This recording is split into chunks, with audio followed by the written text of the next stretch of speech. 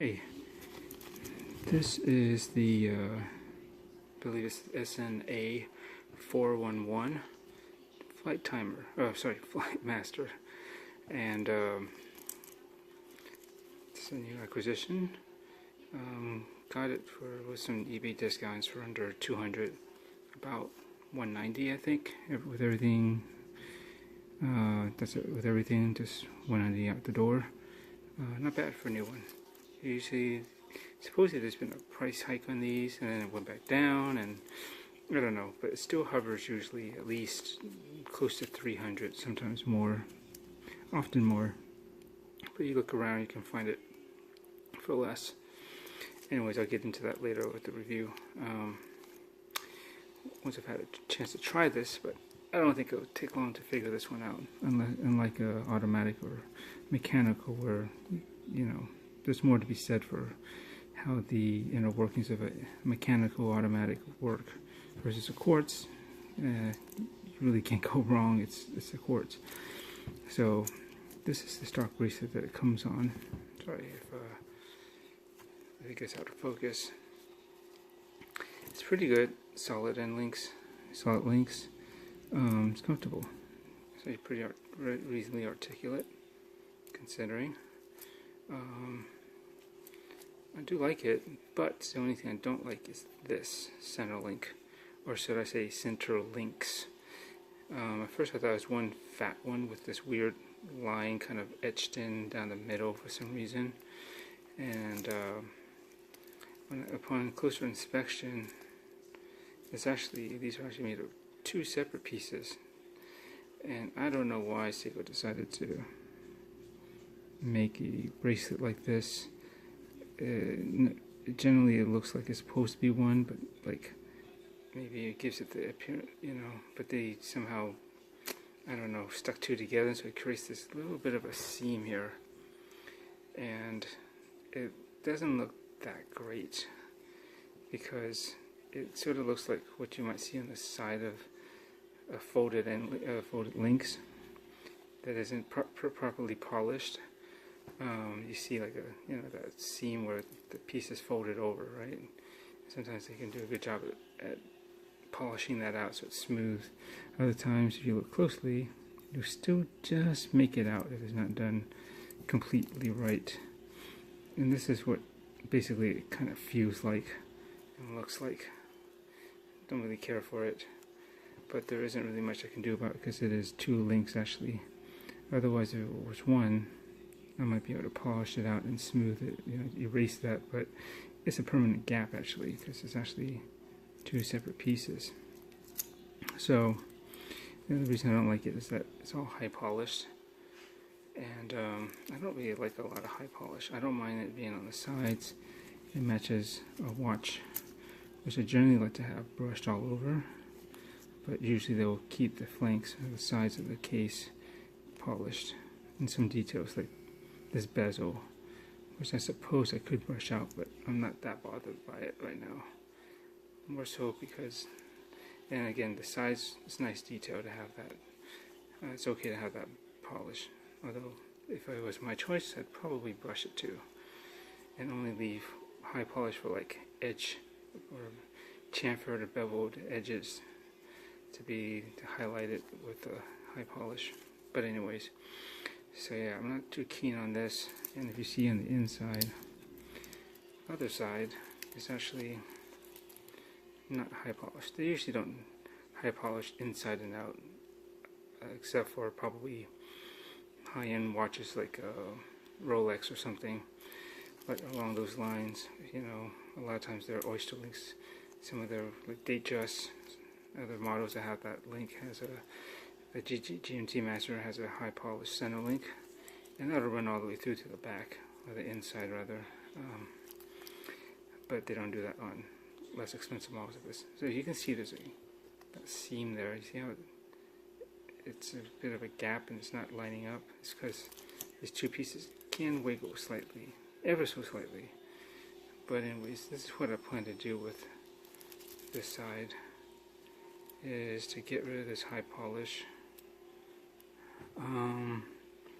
As much as possible, I probably can't get into these areas inside here.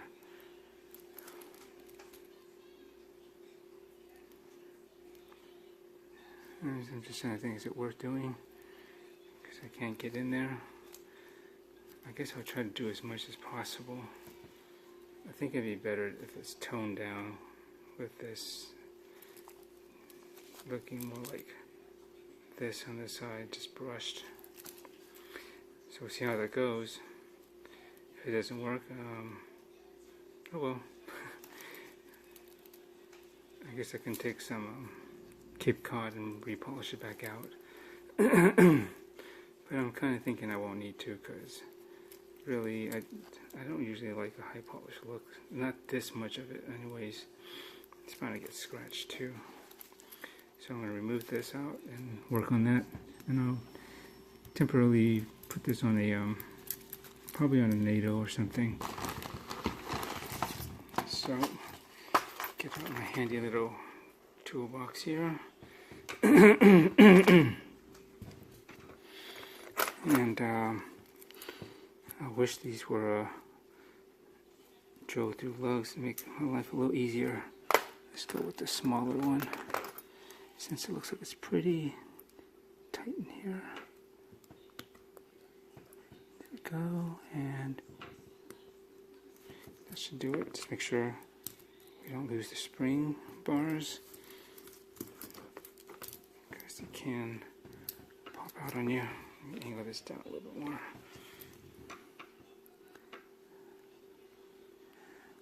But a good purchase. I guess it would help if I stuck this in straight.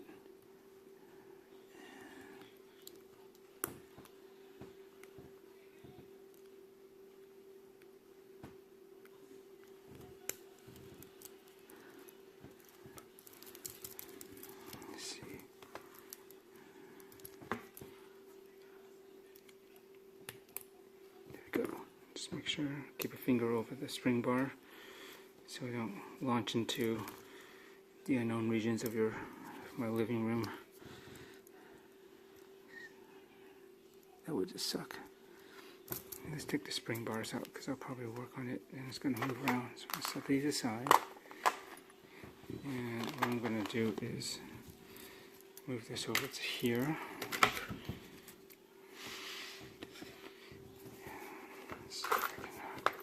Spare some space here.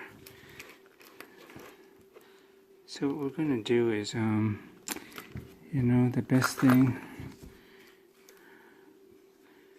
would really be to remove it off of the clasp, because that's going to get in the way, and you don't want to unintentionally. Make sure these are all the same. Okay. The one in the clasp is a little bit different. See how it's different clasp? This is the one to the lugs. Definitely a difference. So, but it's easy to spot. So just remember that when I stick it back together. And on here,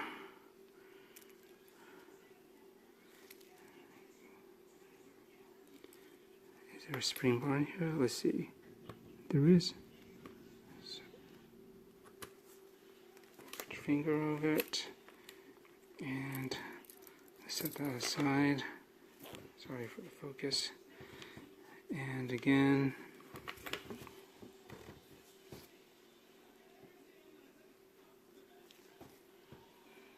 similar to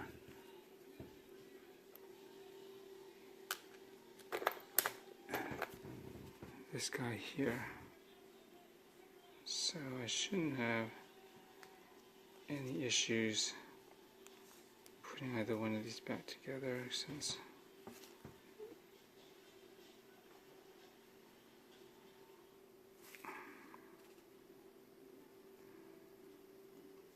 they're ever so slightly different.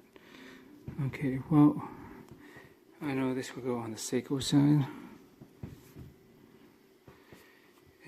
This one goes on the adjustment side. Hopefully I won't knock this around and forget about that. anyways, you know, ideally I would actually, what we have here is very fine and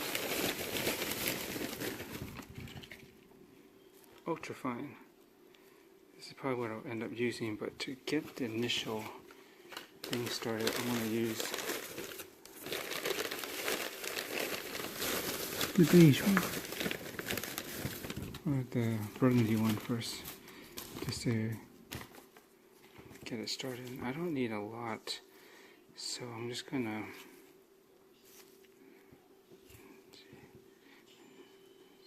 take out about a strip of this. This should suffice. Okay, and I don't even need the whole thing unless I plan to go down like this. Oh well, here it goes. This would be one way to, so you can see instantly it's marred, well, brushed. So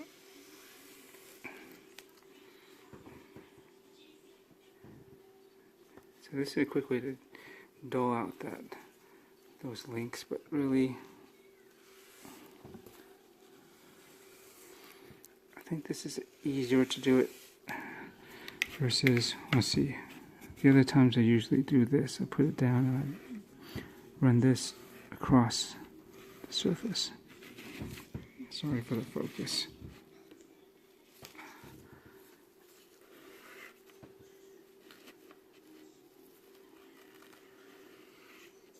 Just try to keep it smooth and even, because what you don't want to do is have a lot of stray, diagonal, crisscrossing brush marks.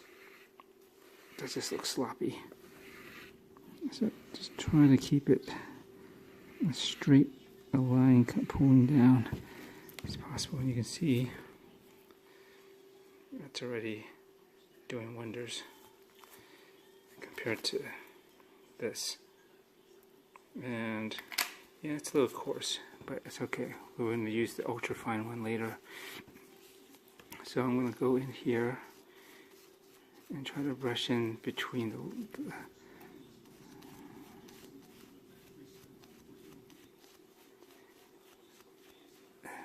as much as possible.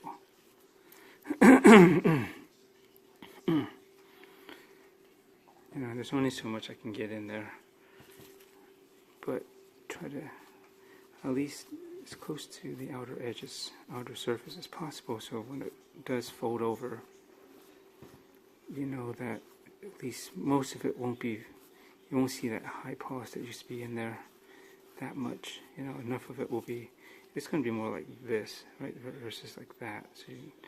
So even if it's a little bit, you still catch more of a brushed surface versus a high polish, which used to be in there.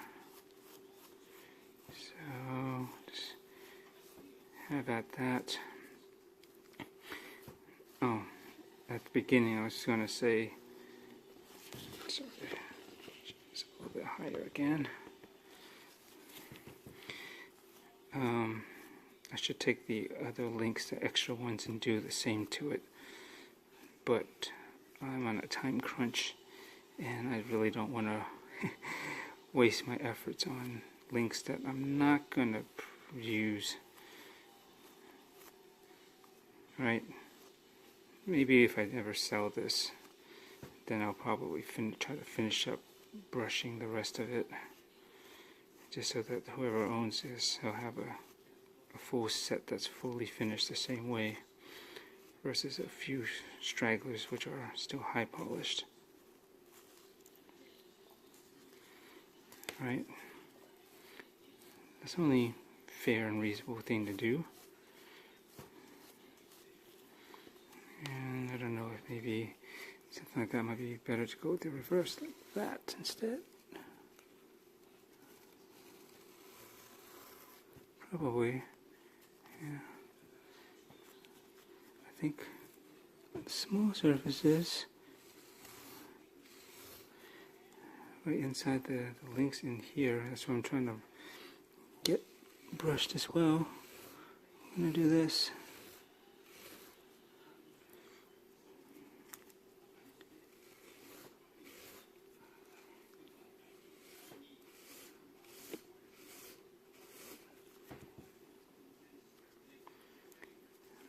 Because, I don't know, for some reason it seems easier to hold, pull it down like this versus trying to hold this and pull the sanding pad across the other way.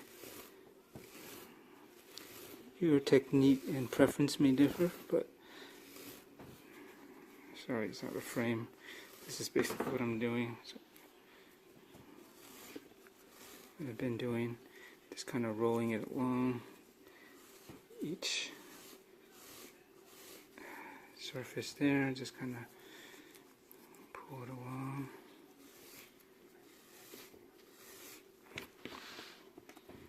Sorry for the shaking, I just have a lightweight tripod which is stable enough if it isn't being bumped or even wind blown on it, but other than that, because it's not heavy or very solid, it can bounce and move around. So, okay, and then I'm just going to go once over like this. And maybe back the other direction as well. And just focus on this. This is where we're at. I think this could use a little bit more brushing right up in there. Dull it down just a tiny bit. Give it more of a satin sheen than a high polish, which I've mentioned in another video, that is my preference. I'm not a big fan of high polish. And you gotta be careful. I think I've been pretty good about not kidding up on the sides. I have some Cape Cod, I can high polish it, brush it back out if I need to, but why put more work into it than you need to? So, as a comparison, God, I hope you remember which one is which. I believe the shorter side is this one. No, that goes on the inside for me. Versus this one is longer and it goes into the clasp a little bit. So you can see the difference here. Just focus again. I like it more. Too much high polish just looks cheesy. That's why I don't like those new metal Casios. They're practically the gold one, the silver one. I think all but the black one is high polish. The black one actually has I believe a brush finish all around. Which is funny, they should have done that with all the other ones. It's just, I don't know, I always find it too cheesy, like chrome rims. I don't like chrome rims on cars. They're okay on classics, but modern ones, it's way too flashy for me, my taste. I much prefer brush finish that looks more machined to me than bling. So, now that we got that, I am going to,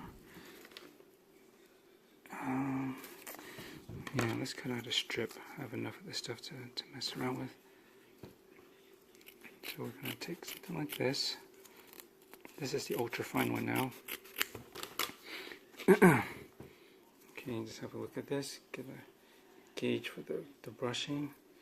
And we're going to refine it a bit here.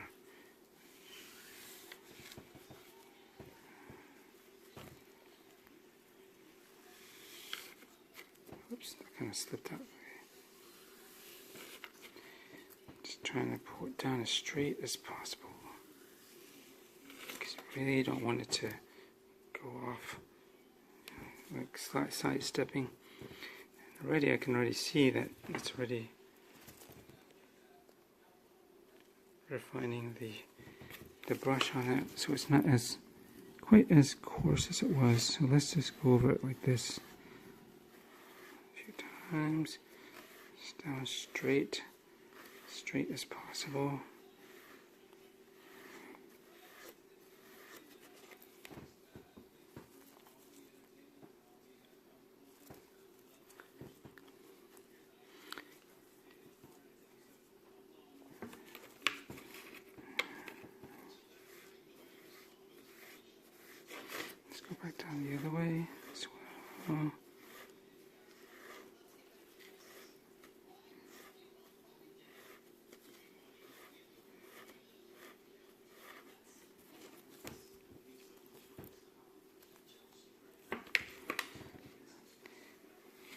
even if the finish isn't quite as fine as, sorry about the focus again, isn't quite as fine as the original on the bracelet, and you'll be able to see it.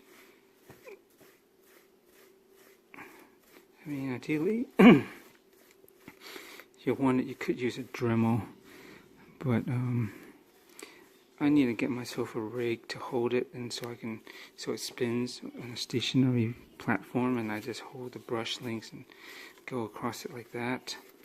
I give credit to Minute Watch? I think it's Minute Watch. He has his channel too, and he's a funny guy. He does some mods on Seikos as well, and does reviews and all that. He's got the singing puppets too.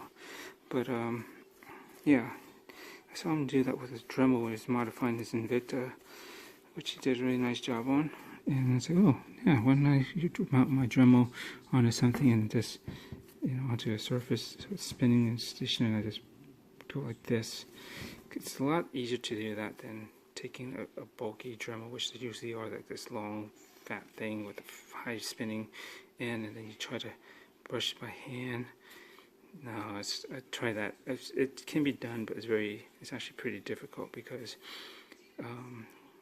one thing, it's such a narrow point, and just the awkwardness of handling that, you'll probably end up doing a lot of curvy strokes. It's going to be very difficult to keep it straight. And additionally, depending on how much force you put on there and perhaps how it may catch the surface, you could accidentally, catch it with one of the bristles or something, or it just gets enough friction where it just digs in and pulls the head across in the direction that you don't want it to go. It's not very stable to do that. So I would highly recommend not using a Dremel in such a way, freehand. Pretty much, it's very easy to lose control. So I'm going to show you this one, and if it looks good, I'll repeat it with the second one, but I'm not going to record it because it's going to get too long, and frankly it's not that interesting. And so what I'm going to do too is go in it like I did like this before, and I'll just get the inside of the links, the upper and lower parts. I guess it's mostly one side upper, but anyways, in between, get that a bit more refined from the more coarse sanding pad I had earlier, like that. Just smooth out. It actually doesn't look too bad, but on the inside, it's like it's angled away and everything, and in such a tight area, you're not really going to see it. And here's where we are right now. You can see the brushing is much smoother than it was with this one, but this gets the job done faster, and then you just basically refine it with the ultra fine, so it's not as coarse looking. But as a comparison, before and after, yeah, I wish I could get rid of that line in the middle. It's just the way it is. Just actually made out of two pieces. As I actually go through the trouble welding it and then sanding off the welds, and no, this thing is not worth that much trouble. It's fine, So is there a line there? It's like, yeah, there's actually two links. Just explain it like that and leave it at that. If they want to make a big deal of it, punch them in the nose and then run away. No, just it's not a big deal. But I think this looks way better, and I still maintain the high polish along the sides, which will match the case sides. So I think, sorry about the focus, I think it's fine in between the links, like in here. This is not like the best hands down best bracelet ever. Obviously, you can tell from the reflection in the center links that see how it doesn't exactly line up in some spots. Well, see, sometimes one reflection is higher than the other. It doesn't just like there, doesn't really run straight across.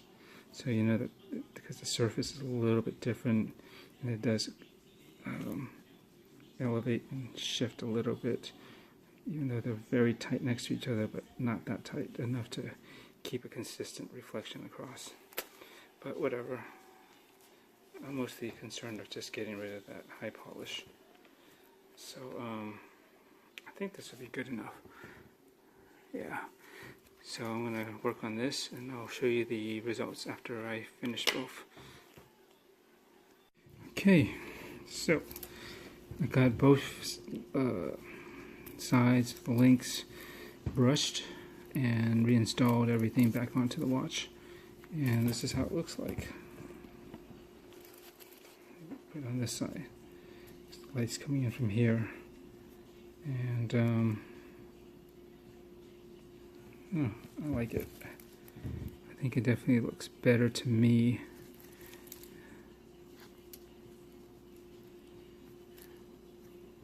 Than where it was with all high polished.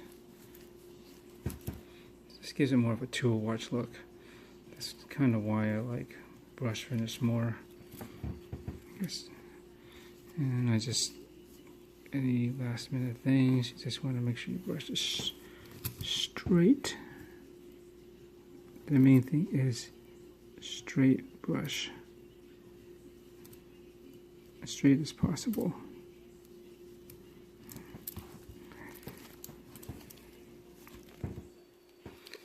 There you go. Here, check this out. Didn't get a wrist shot before because I had another watch on.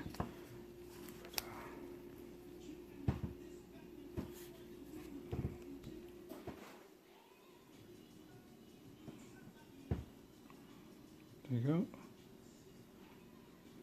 I don't know. I much prefer this look. Just high polish everywhere. Just too much. I just only like it in certain areas to be accent, not such a wide surface here. And added with the fact that you have this seam that has to be down the middle because it's actually two links that they didn't join together. But you know, that's the thing that kind of bugs me still.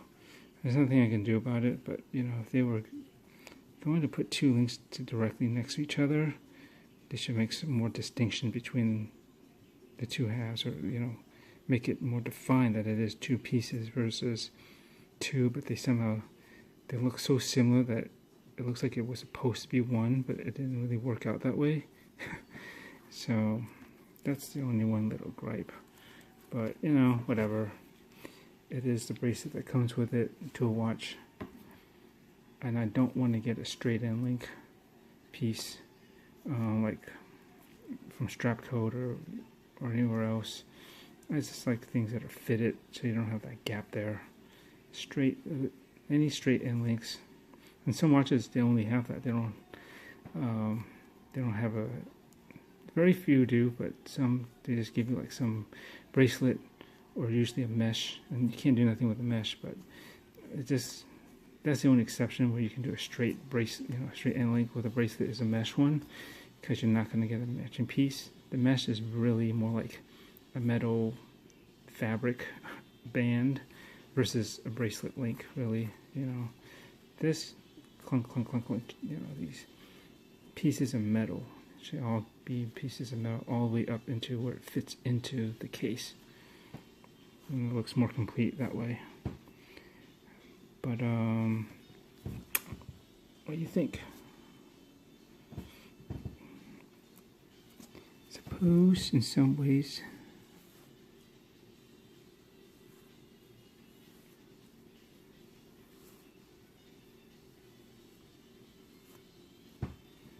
could it be a little bit more even in direction? Potentially, but it's all good. This isn't a very high-end watch. neither is the bracelet. And, you know, plan to wear it. It's going to get some imperfections anyways, and coupled with everything else, that it all just blend together in a way. And overall, this is much better than the high polish look, in my opinion. So I was going to change it to a NATO, but I don't think I am today. I want to give this one another try on the bracelet with the new brush finished. I'm going to see how it looks in the daytime, because indoor lighting sucks, but it gives you an idea of how it's going to should look like. So many strap options. I probably will give it a try on. I should pull out my aviator strap. I mean, no doubt it's going to look good on any Haveston.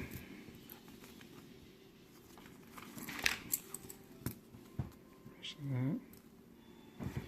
And this Invasion one is one of my favorites.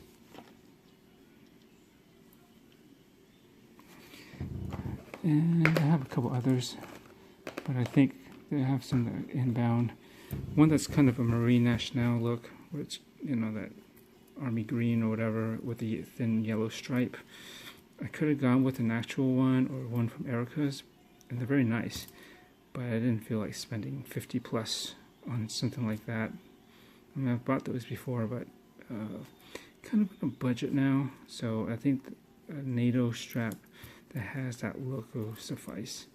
Got it from Cheapest NATO Strap.